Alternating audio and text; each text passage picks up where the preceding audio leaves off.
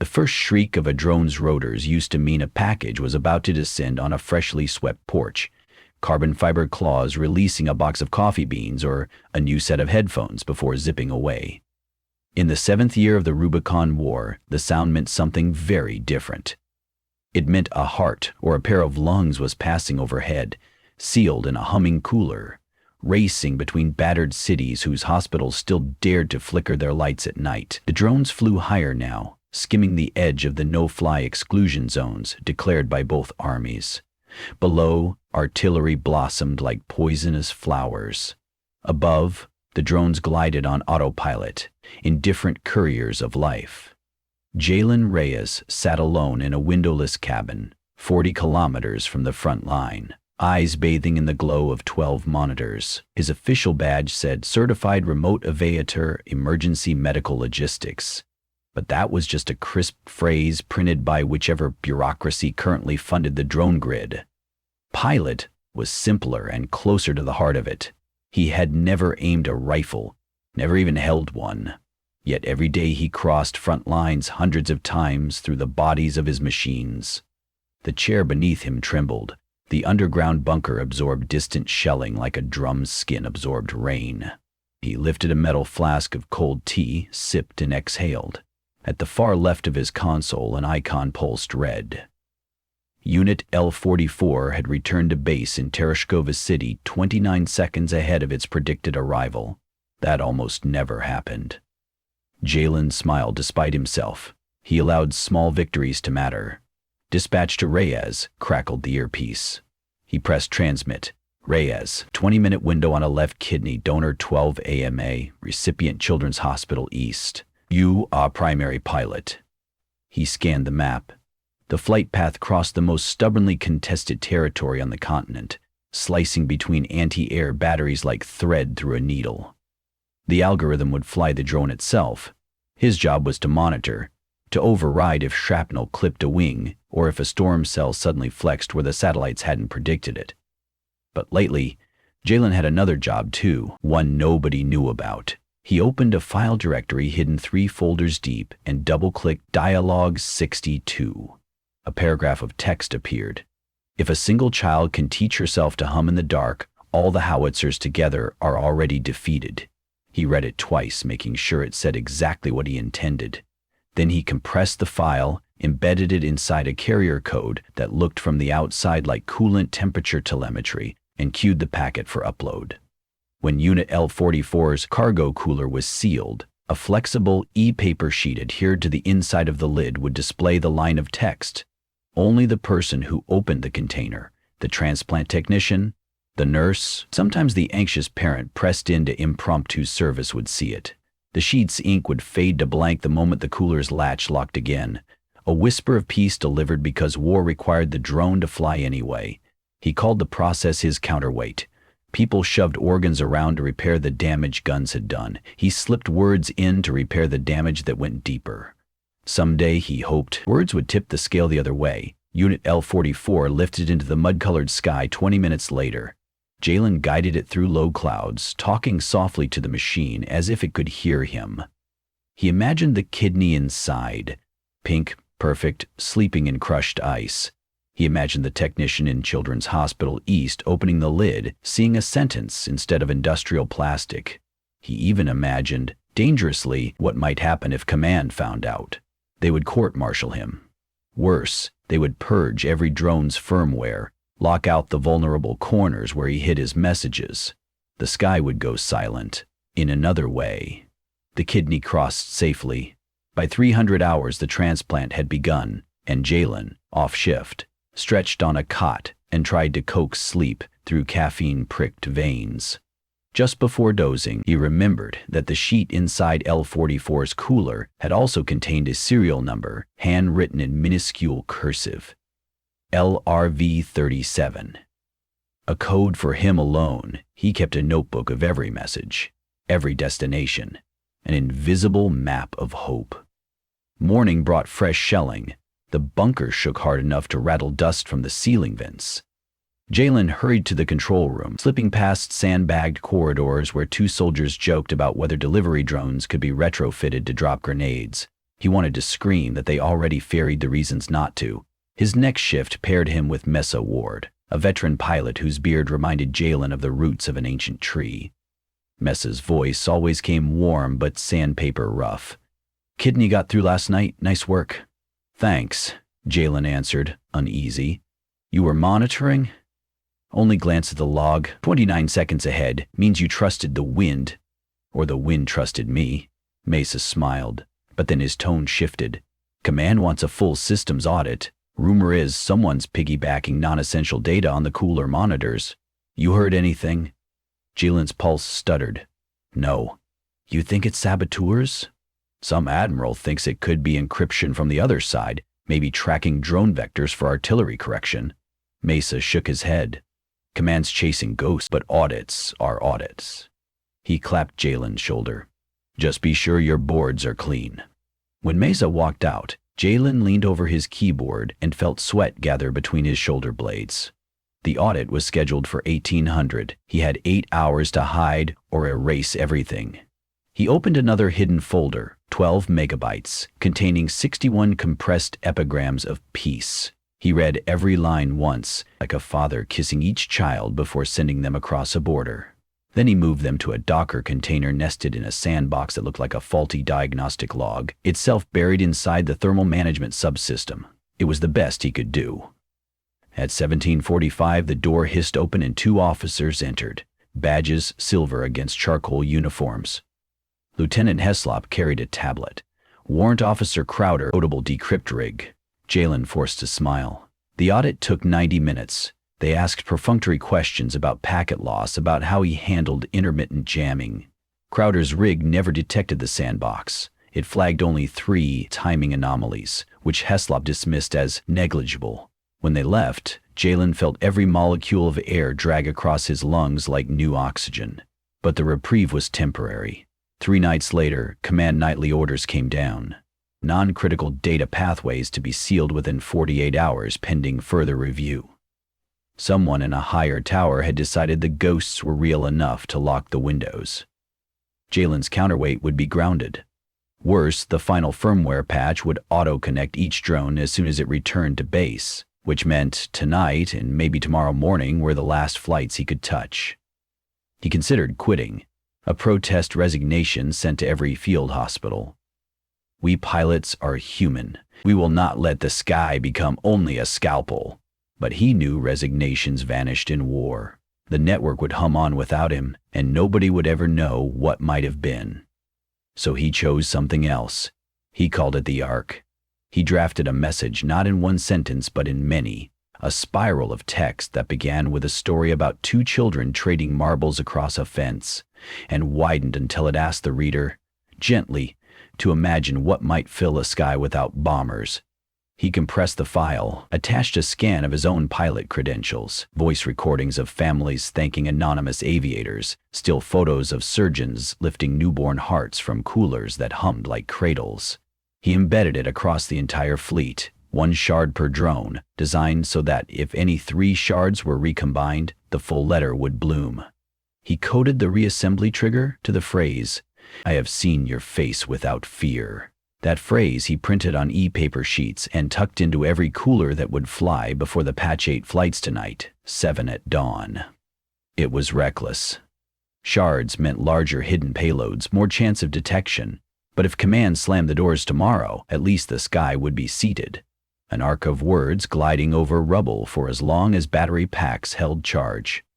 He worked without pause, forehead nearly touching the screen, fingers skipping like stones across water. Each time a new drone piped for departure, he loaded its shard, signed the launch order, and watched the machine rise through the narrow shaft to night.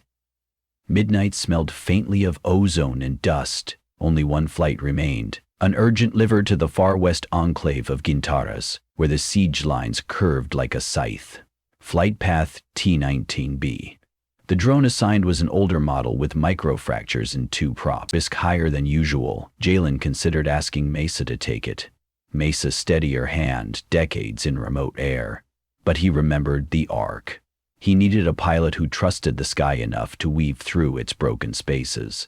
He needed himself. He keyed transmit. Dispatch Reyes on Team 19B. Confirmed. Severe crosswind. Launch in 3. As the countdown scrolled, he opened mic loopback so he could hear his own breathing. It steadied. The drone lifted, rose above the bunker and angled west. On screen, the route traced cyan across a map pulsing blood red where radar identified active artillery. 40 kilometers out, jamming hit. Static chewed location telemetry. Video from the drone's nose camera dissolved into digital ash. In theory, the craft could navigate inertial dead reckoning until it reacquired signal. In practice, the gusty wind might push it miles off course. He flicked manual override. Hand-flying an autonomous drone through a war cloud in full blackout mode felt like steering a bicycle blindfolded. Only inertial vectors and wind speed numbers crawled across his display. He trimmed pitch, tapped yaw. He spoke to the drone because he couldn't speak to anyone else. Easy old bird. Think of porch deliveries, of toddlers giggling at your shadow. A shell burst somewhere below, the seismic sensor spiked, and a fragment of shrapnel pinged propeller 4. The RPM dipped. Jalen cross-routed power, shaved altitude to gain lift. The cool breeze over the hull created by descent let the engine hold torque. Finally, telemetry cleared.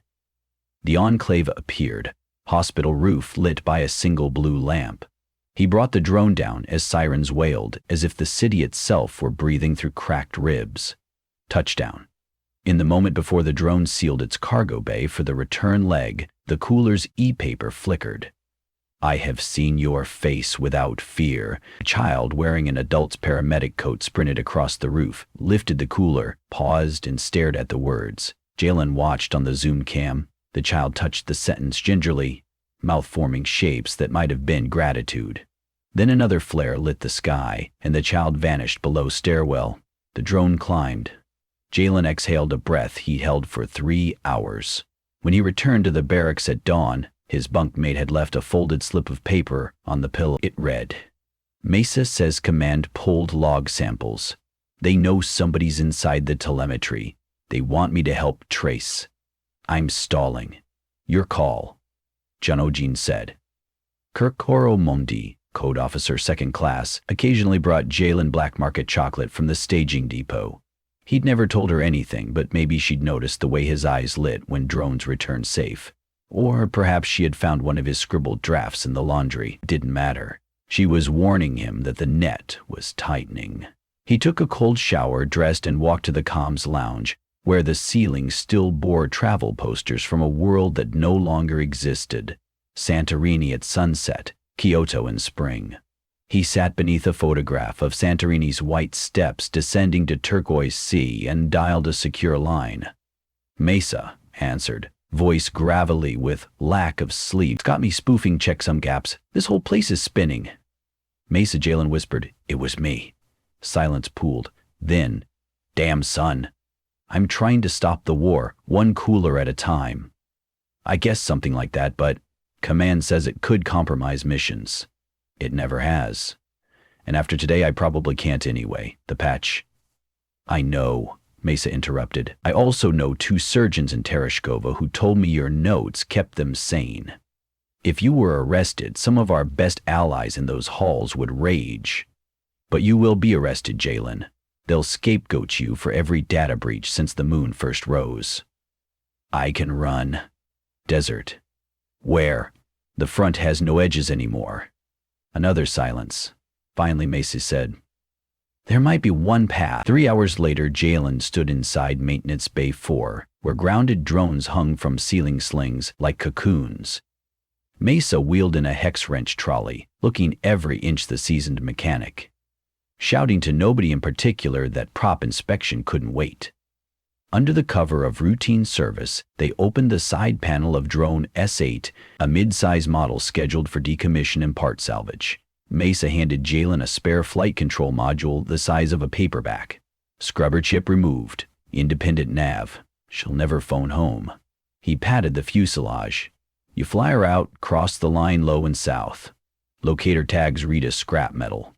Jalen stared. You're giving me a drone escape pod?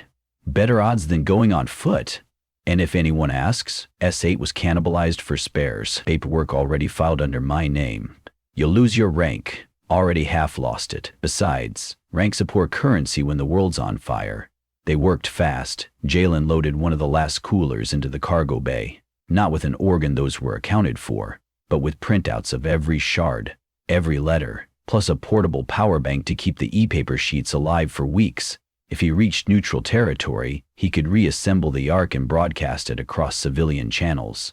Mesa pointed at the far hangar door, currently locked. Night shift ends in 12 minutes. When the door cycles for the garbage bots, you scoot. He pressed a battered flight helmet into Jalen's hands. On its brow, someone had scratched an old aviation proverb. Lift is where you find it. Thank you, Jalen said, throat tight. Bring back a sky worth flying, Mesa answered.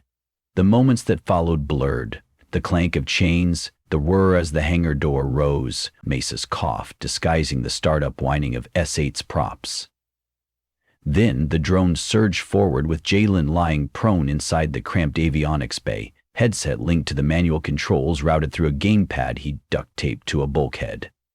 S8 cleared the perimeter before the watchtower's searchlights converged. Alarms wailed. Jalen angled south, staying low enough that tree canopies brushed the landing skids. Radar pings blossomed, then faded. The drone's composite shell and spoofed emissions convinced sensors it was debris, not worth a missile. Twice, shells erupted nearby, sending shockwaves that cracked the windshield. Still, he flew. By dawn, the gunfire became whispers behind him. He crossed what the maps labeled the Austin Line, no man's land so thoroughly cratered, no artillery dared waste shells on it anymore. Beyond lay the free corridor, a thin strip of valleys policed by independent medics and volunteer engineers who patched roads for anyone willing to holster weapons at the checkpoints. When he set S8 down in an abandoned vineyard, volunteers circled warily. Once they realized the drone carried no warhead, their stances softened. He emerged, legs numb. He spoke the trigger phrase, "I have seen your face without fear." He showed them the cooler packed with letters. They listened. They read. Some cried. Word spread faster than vines could twist. Field radios, then satellite uplinks, beamed the reconstructed Ark to hospitals on both sides. Surgeons, nurses, data clerks opened files and found not coordinates for artillery, but a constellation of voices. Children, parents, pilots, technicians, all describing moments when life briefly outweighed war. Frontline soldiers saw the broadcasts on confiscated tablets. Some laughed, some smashed the screens, but many paused. A rumor began that the enemy too was reading the same lines. If both sides bore witness to one hope, perhaps that hope was neutral ground. Ceasefire did not arrive in a trumpeted flourish. It edged in cautiously, first as pauses in shelling during medical flights, then as joint rescue corridors where combatants stacked rifles beside stretchers. Commanders barked, but rank proved a poor currency indeed when rows of children breathing through ventilators lined the corridors. Weeks later, a symposium convened in the rubble of an old assembly hall, plastic sheeting for windows, plywood for desks. Delegates arrived under white banners marked only with the silhouette of a drone carrying a heart. Jalen sat in the back, clothes dusty, eyes florid with sleepless gratitude. He listened as surgeons argued for a permanent aerial corridor, immunized from sabotage. Pilots pledged to use their skills only for freight that healed. One colonel, knuckles white around a cane, whispered, "Maybe even food convoys next." During a break, Mesa found him. The older man's beard had grown wilder. He looked like a cliff over which many winters had blown. "Lost my commission, Bach," he said, trading it for something better. "What's that?" Mesa pointed upward through the half-collapsed roof. Drones hummed between clouds, coolers glowing soft green in dawn light. No gun barrels followed them. No sirens chased their shadows. Only the whir of rotors and, carried on the same air, the faint echo of words still turning inside transplant coolers. Words that had flown so far they now belonged to everyone. Mesa smiled. "That." Jalen nodded. He had no badge left, no bunk, no official console, just a sky slowly remembering that it could lift instead of crush. He closed his eyes, listening as the rotor's pitch faded into birdsong. Old music, newly heard.